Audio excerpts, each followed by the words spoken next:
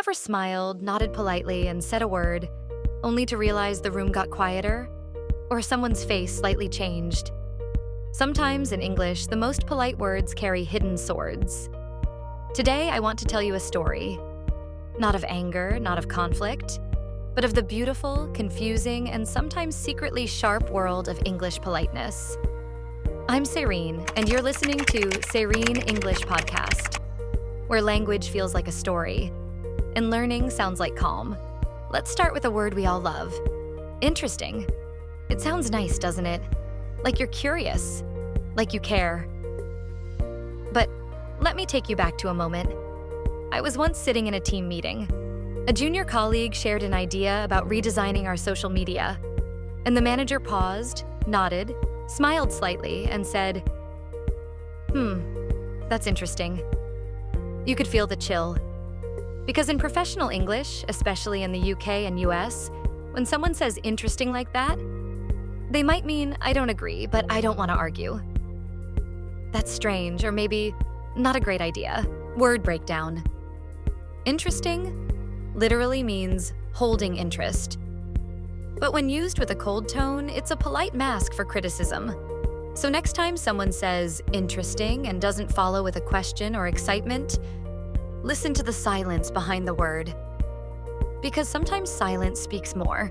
Let's talk about one of the most common responses in English. I'm fine. Simple, short, safe. But is it honest?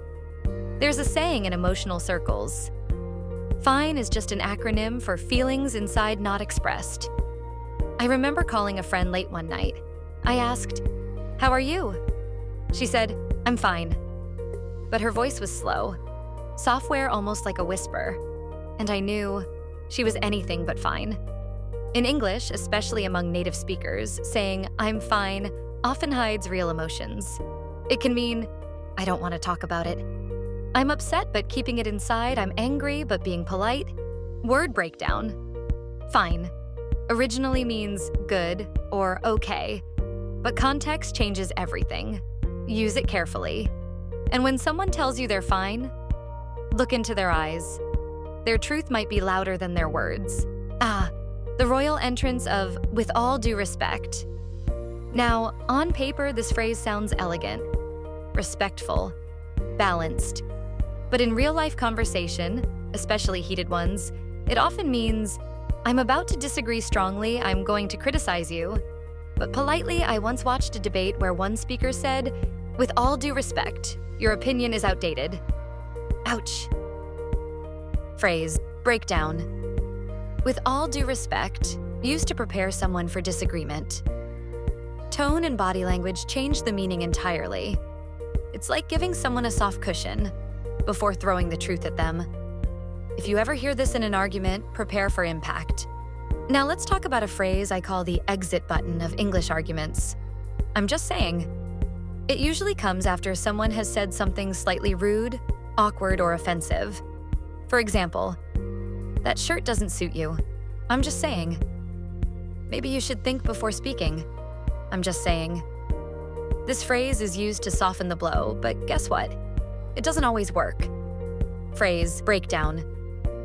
I'm just saying implies the speaker is trying to seem casual, but often knows they said something hurtful. It's a way to avoid responsibility for the impact of words. If you hear this, know that what came before it was probably not kind. And now, my favorite. Not bad. Such a small phrase, such a strange compliment. I remember submitting an assignment in university. The professor looked at it, nodded, and said, not bad. My heart dropped. Because in many English-speaking cultures, not bad doesn't always mean good. It often means acceptable, but not great. Better than expected, but still not amazing. I'm not impressed, but I won't say it directly. Not bad, double negative, often meant as mild praise, but with no excitement. It's like clapping slowly. It's like smiling without your eyes. It's okay, but not warm. Words are like clothes. We wear them to show who we are, but also to hide what we feel. In English, especially polite English, some words become walls. They protect, but they can also distance. What should you take away from today? Listen beyond the words. Feel the tone, the pause, the silence. And remember, kindness isn't always in the word. It's in the way it's said. If you found this helpful, soothing, or even a little surprising, don't forget to follow Sehreen English Podcast, because learning a language is not just about words. It's about emotions, culture, and connection. Take care, speak softly, and I'll meet you in the next episode.